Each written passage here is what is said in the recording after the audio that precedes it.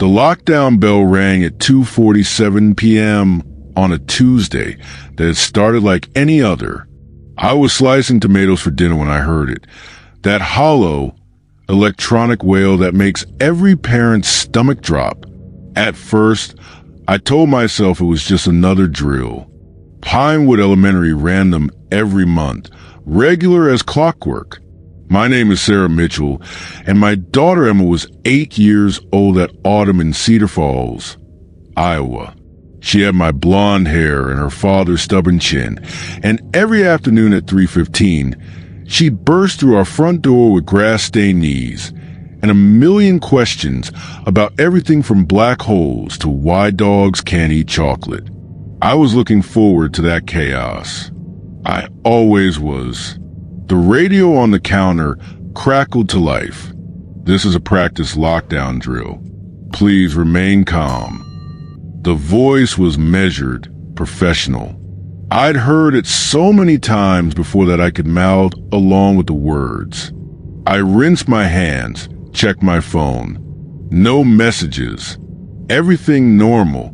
Then the second announcement came. This is not a drill. Repeat, this is not a drill. Full lockdown in effect. The tomato I'd been holding hit the floor. Red juice spread across the tile like blood. My phone lit up with text from the school's automated system. Lockdown. No calls permitted. Then messages from other parents flooded in. Anyone know what's happening? Is this real? I called Emma. Straight to voicemail. I called again. Nothing.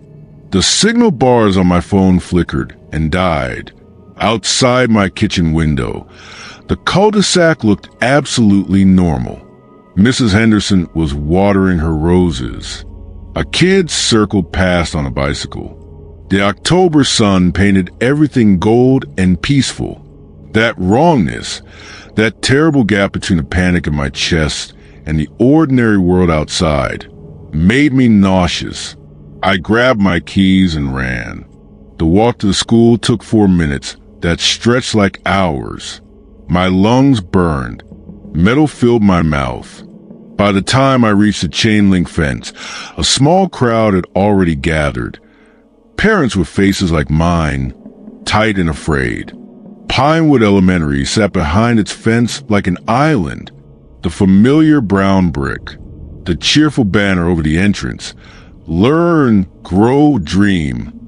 A single swing on the playground creaked in the breeze, though no one pushed it. A teacher I recognized, Ms. Rodriguez, with her clipboard and careful smile, stood at the entrance. Please step back. We're managing the situation. Where's Emma? My voice came out sharp, desperate. Where are the kids? Ms. Rodriguez's eyes found mine and slid away. We don't know. We can't get inside. The doors are sealed from the interior. Sealed from the interior. The words felt impossible. I imagined small hands turning heavy locks. Imagine my daughter's fingers on cold metal, and ice shot through my veins. A police officer stood near the cruiser, radio crackling. I pushed forward. Are you watching the cameras? Can you see them? The officer's expression was professional, controlled. We're experiencing interference. The feed keeps dropping. There are areas of static. And there's an echo on the audio we can't explain. An echo of what? She didn't answer. But in that silence, I heard it, faint, distant, like music from a broken toy. A melody that shouldn't exist. I don't know what possessed me. Maybe it was the same instinct that makes mothers lift cars off trapped children. Maybe it was just a simple, animal need to reach my daughter. But I pushed past the police tape, past the hands that tried to stop me, and I ran for the door. Ma'am, you can't. I was already inside. The lobby smelled like floor wax and old books. The fluorescent lights buzz overhead, some of them pulsing like a failing heartbeat. My footsteps made no sound on the worn linoleum. Everything looked normal the trophy case, the student artwork on the walls, the rows of small lockers. But the air felt wrong. Thick. Watched. Emma. My voice echoed down empty hallways. Emma, where are you?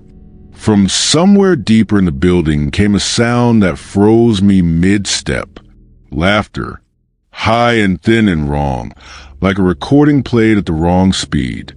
It didn't sound like children playing.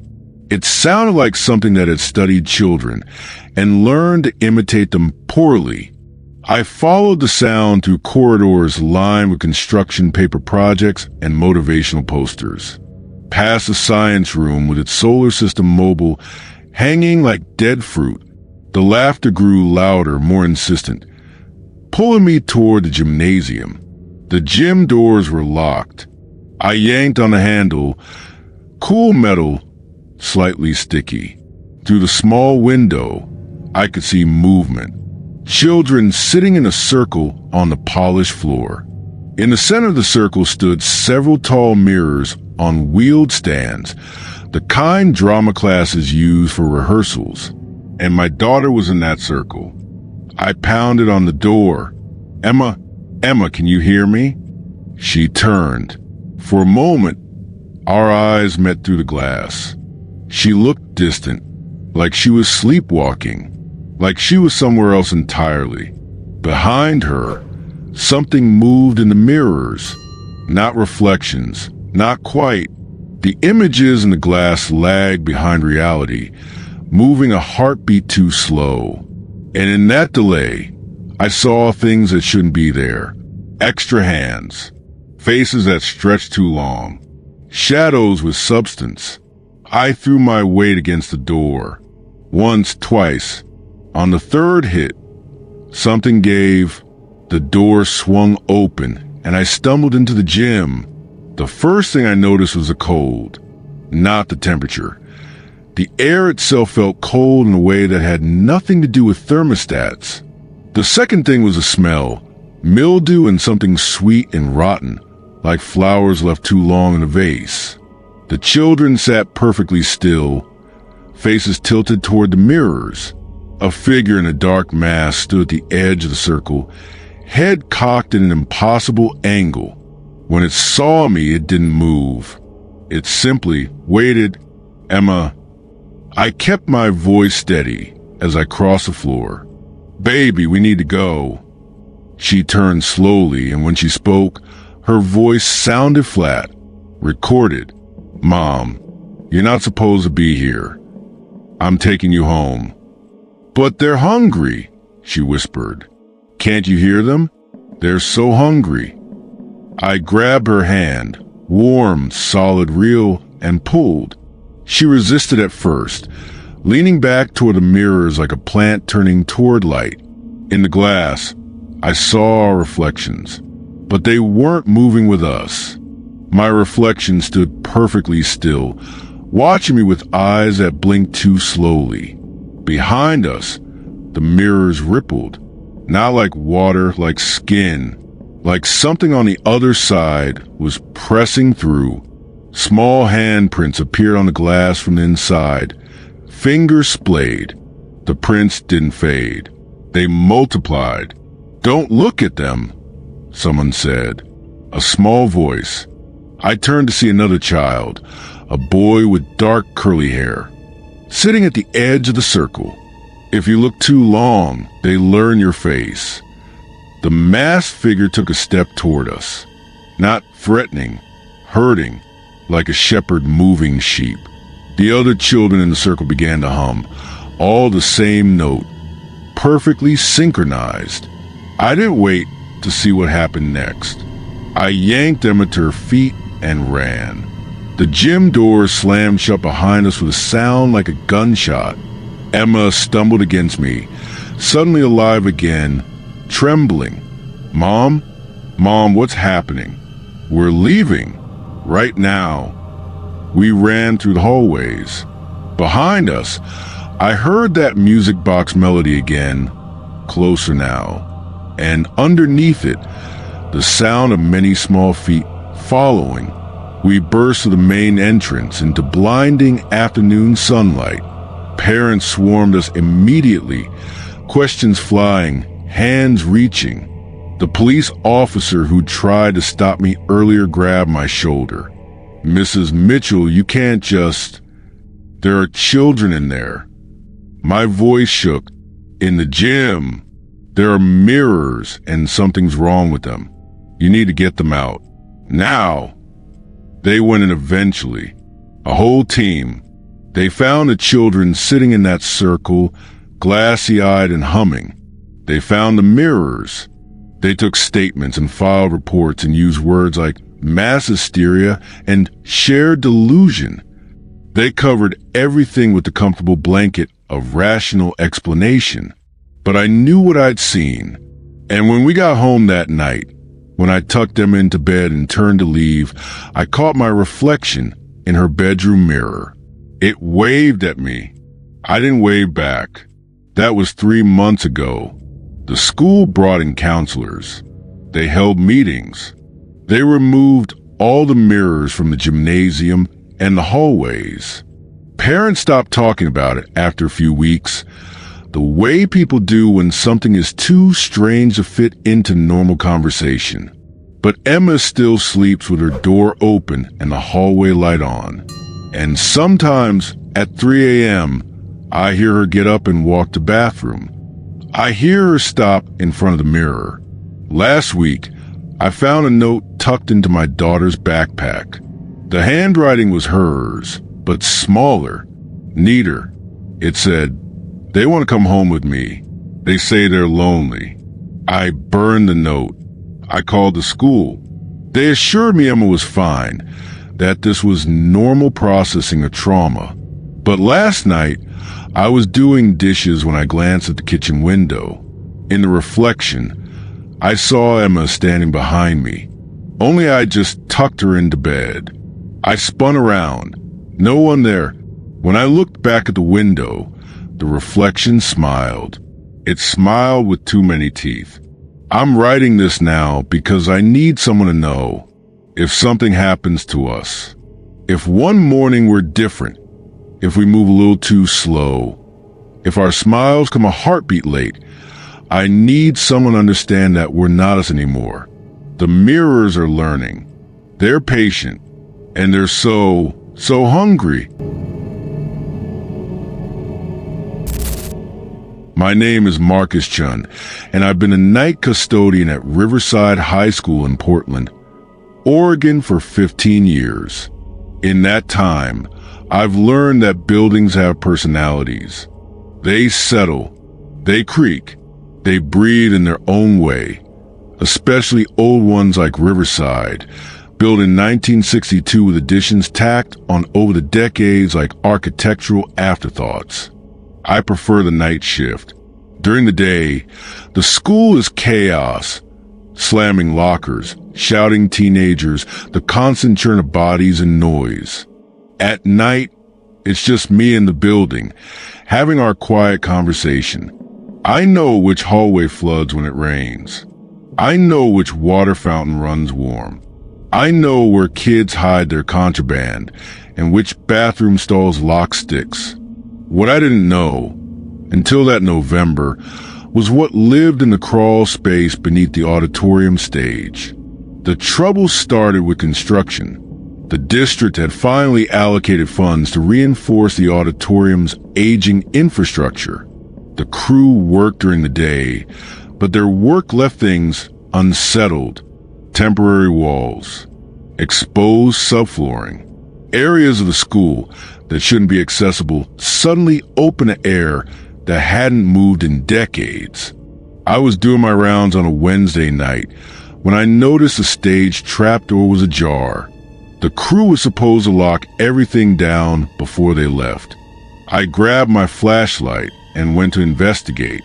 The trapdoor led to an old storage area beneath the stage, a cramped space full of forgotten props and decades of theater department cast-offs. Moth-eaten curtains, broken set pieces, a papier-mâché dragon head with one eye missing, and in the corner, half buried under a rotted velvet drape, I found a mirror. It was small, maybe 2 feet tall, the frame wrapped in duct tape gone yellow with age. The glass was clouded, like it had been kept somewhere damp. I picked it up to move it aside, and when I wiped the surface with my sleeve, the glass came away wet, not condensation. Something else. Something that smelled like river mud and old pennies. I looked into the mirror. My reflection looked back, but it wasn't quite right. The angle was wrong. I was holding the mirror at chest height, but my reflection showed me from above, like someone was looking down at me from the ceiling. And behind my reflection, in the mirror's background, I saw a child. Small, maybe 7 or 8, standing perfectly still with one hand raised, palm pressed against the glass from the inside. I dropped the mirror. It hit the concrete floor, but didn't break. Just settled there with the child's face staring up at the darkness. I grabbed it, wrapped in a tarp, and hauled it up to my supply closet. I told myself I'd deal with it in the morning, that I was tired, that the weird angle had been a trick of the light. But that night, I heard singing. I was in the East Wing, emptying trash cans when I heard it. A child's voice, thin and reedy, echoing through the empty hallways. Not words exactly, just a melody, like a lullaby played on a broken music box. I followed the sound back to the auditorium. The stage was dark, but my flashlight caught something moving in the wings. I called out, no answer. Just that singing, rising and falling like a tide. I climbed down into the crawl space again. This time, I went deeper, past the prop storage into a section I'd never explored. The foundation was older here, the concrete cracked and crumbling, and at the far end, I found a hole. Not a hole like something broke, a hole like something was dug. From the inside, the singing was coming from that hole, and with it, the smell, river mud, old flowers, and something else, something that reminded me of my grandmother's house right before she died. That smell of a place where life was leaving. I shone my light into the hole. The beam caught eyes, multiple pairs, reflecting back like animals. But they didn't move like animals. They moved like children playing a game, darting in and out of the light. Hello. My voice sounded small and foolish. The singing stopped. In the sudden silence, I heard breathing. Not one breath. Many, all synchronized. Then very softly, "Are you the one who feeds us?" I scrambled backward, so fast I hit my head on a low beam. When I looked again, the eyes were gone.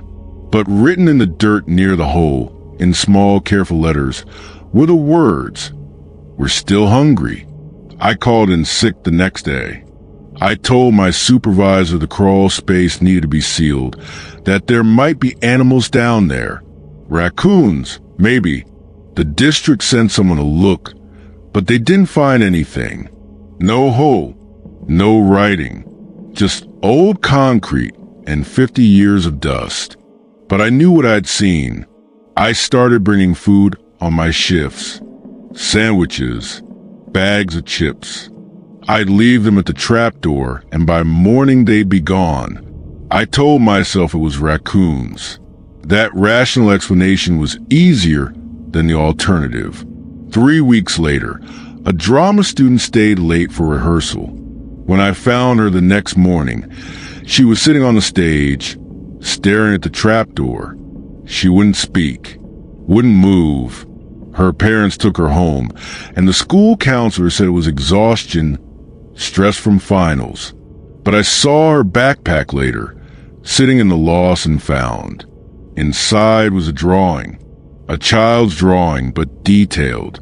It showed the crawl space, the hole, and dozens of small figures with their hands pressed against an invisible barrier, all of them reaching up toward the stage. At the bottom, in handwriting that wasn't the students. It said, "Let us up. We want to see the show." I'm writing this on my phone, sitting in my car in the school parking lot. It's 2 a.m. and I should be inside doing my job, but I can't go back in there. Not tonight, because an hour ago, I checked the security cameras on my phone. The auditorium camera showed something I can't explain. The stage was full of children, dozens of them, sitting in neat rows like an audience, all of them perfectly still, all of them facing the same direction, facing the camera, facing me, and in the front row, I saw the child from the mirror, the one who'd been trapped behind the glass. She was sitting with her hands folded in her lap, and she was smiling. I zoomed in on the image. Behind the children, I could see the mirrors, 5 or 6 of them, lined up across the stage. And in each mirror, I could see myself, different versions of me. One walking through the door, one climbing down into the crawl space, one standing exactly where I'm standing now, in the parking lot, looking at my phone. The last reflection was me screaming, "I haven't gone back inside. The sun will rise in 4 hours, and the day shift will arrive, and maybe everything will look normal again. Maybe I imagined it all. Maybe I've been working nights too long, and my brain is playing tricks. But I don't think so, because 5 minutes ago, I got a text from an unknown number. It said, 'The show is about to start. Don't you want to see?' And attached to the text was a photo. It's me in my car looking at my phone, taken from behind, but there's no one in my rear view mirror. I'm leaving now. I'm going home. And tomorrow I'm going to quit this job and never come back to Riverside High. But before I go, I need to tell you something. If you ever find a mirror that feels wrong, that shows you things that aren't quite right, don't look into it. Don't try to understand it. Just walk away. Because mirrors don't just reflect. Sometimes they remember. And sometimes what they remember wants out. My name is Tessa Murphy, and I'm 17 years old. Or I was when this started. I don't know what I am now. This is my confession. My warning. My last chance to tell someone what happened before it's too late. It started as a joke. A stupid teenage dare. Me and my friends, Chloe and Jordan, we ran a YouTube channel called Midnight Explorers. Urban exploration stuff.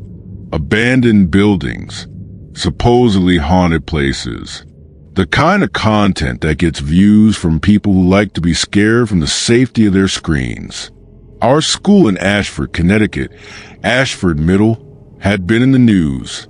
Something about a lockdown that went wrong.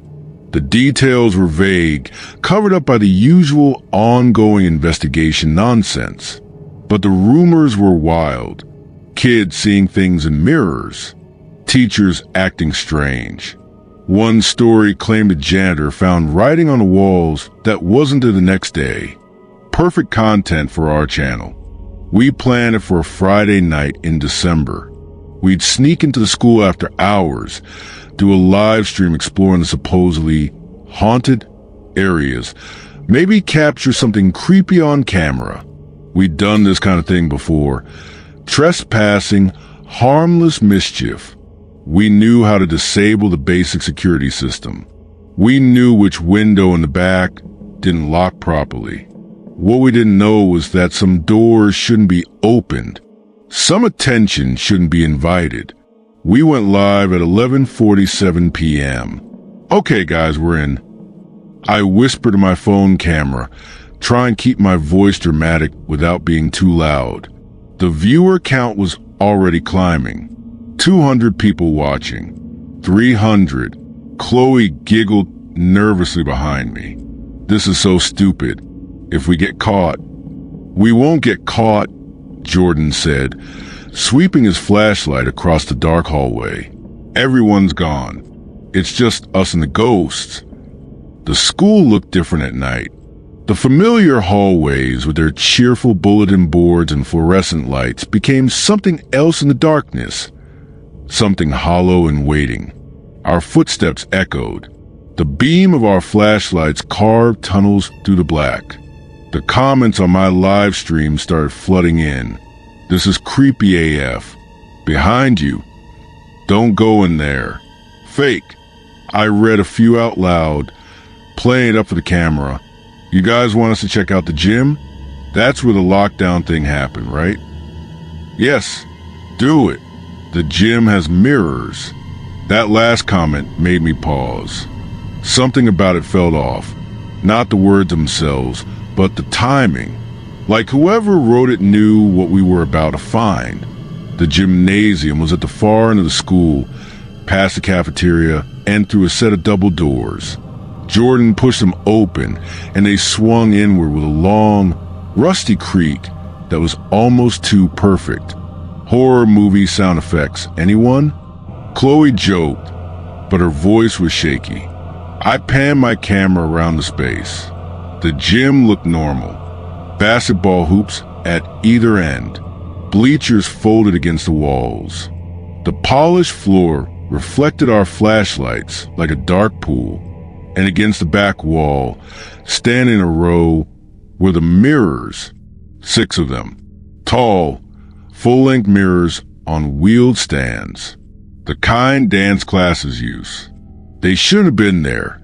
The school had supposedly removed all mirrors after the incident, but there they were, their surfaces gleaming in our flashlight beams. "Okay, this is creepy," Jordan said.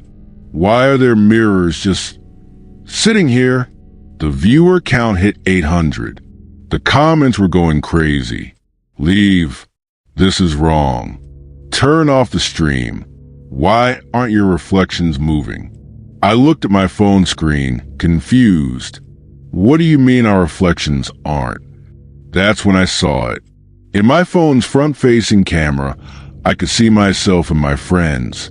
Behind us, the mirrors were visible, and in those mirrors, our reflections stood perfectly still. While we moved, while we talked and gestured, our reflections just stood there, watching. "Guys!" My voice came out as a whisper. "Look at the mirrors." We all turned at once. In the darkness, with only our flashlights, the mirrors looked normal. Our reflections moved when we moved. Nothing strange. But on my phone screen, the camera told a different story. The reflections were still frozen, and now they were all facing the same direction. Facing us. "Turn off the stream," Chloe said. Her usual bravado was gone. "Tessa, turn it off right now." I tried. I hit the button to end the stream, but nothing happened. The viewer count kept climbing. 1,000, 1,500, and the comments. "They see you. Don't look away. Count to 10. The children want to play. This isn't funny." I shouted at the phone. "Who's hacking my stream?" Then we heard it, a child's voice singing. The same melody I'd heard in some of the news reports, the ones that had been quickly taken down. A lullaby that sounded wrong, like it was being played backward or underwater. The singing was coming from behind the mirrors. Jordan was the first to break. He turned and ran for the doors. I don't blame him. Every instinct in my body was screaming the same thing, run. But I couldn't move. Neither could Chloe. We stood frozen, staring at the mirrors as the singing grew louder. And on my phone screen, I watched as our reflections finally moved. They stepped forward, out of the mirrors, into the gym. 3 figures that looked like us but weren't. They had our faces, our clothes, our hair, but their movements were wrong. Too fluid, too graceful, like puppets operated by someone who'd studied humans but never been one. The reflection Tessa tilted her head and smiled at me. Her teeth were too white. Too many. "We've been waiting," she said, and her voice was mine but layered with others underneath. Children's voices. Dozens of them. "Thank you for bringing us more friends." The viewer count hit 3,000. The comments were just screaming now. Rows and rows of capital letters and exclamation points, and people begging us to run. But I couldn't look away from my reflection, because I suddenly understood. The mirrors weren't trapping things. They were doors, and we just opened them to an audience of thousands.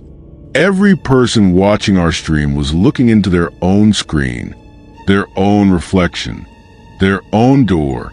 "Chloe," I whispered, "we need to break the mirrors." "Break them?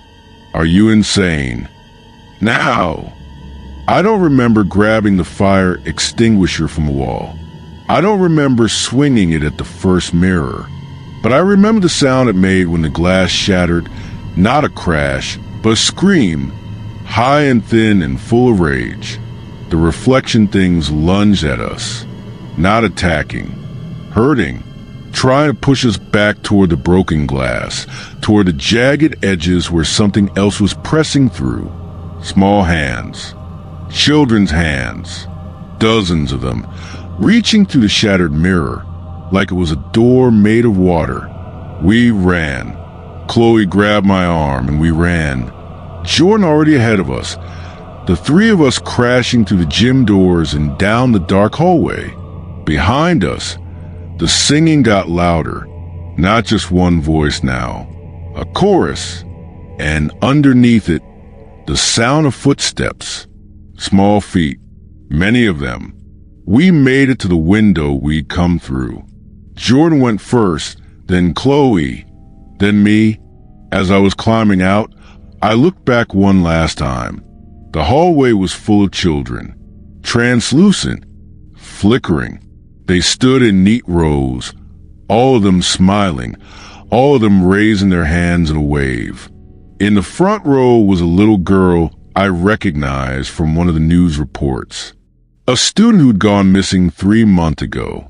They'd found her alive, but she hadn't been the same. Wouldn't speak. Barely responded to her own name. She saw me looking. Her smile got wider. "See you soon," she mouthed. That was 6 weeks ago. The school was investigated. They found the broken mirrors. They checked the security footage and saw us there, saw us running. They deleted our stream, suspended our accounts, threatened us with criminal charges for breaking and entering, but they couldn't delete all of it. We had 3,000 viewers that night, 3,000 people looking at their screens, looking at reflections, looking through doors they didn't know were open. And now people are starting to notice things. A viewer in California says his reflection blinks wrong. A girl in Florida swears she sees children in her bathroom mirror when she's alone. Someone in Texas filmed their computer screen and caught a figure standing behind them. A figure that wasn't there when they turned around. The reports are spreading. Slowly at first, now faster. I'm writing this from my bedroom. It's 3 a.m. I haven't slept in days.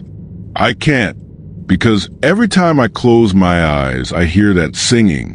And every mirror in my house, I've covered them all, taped sheets over them, turned them to face the walls. Every single one still shows me things. Right now, I can see one in the corner of my eye, my dresser mirror, covered with a blanket, but the blanket is moving, breathing, and underneath it, I can see light. That same cold light from the gym. My phone is buzzing. Messages from numbers I don't recognize. All of them saying the same thing. It's time to come back. They're ready for you. The show must go on. And the last one, just 3 words. Look behind you. I don't want to turn around.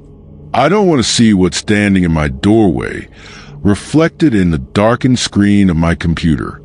I don't want to know if it's me or something wearing my face. but I can feel it there. Waiting. Patient. If you're reading this, please listen. Don't look into mirrors too long. Don't do live streams at night. Don't invite attention from places that shouldn't be seen. And if you ever see children in your reflection who aren't really there, don't engage. Don't ask them questions. Don't try to help them. Just run, because they're not looking for help. They're looking for company. And now they know where to find you.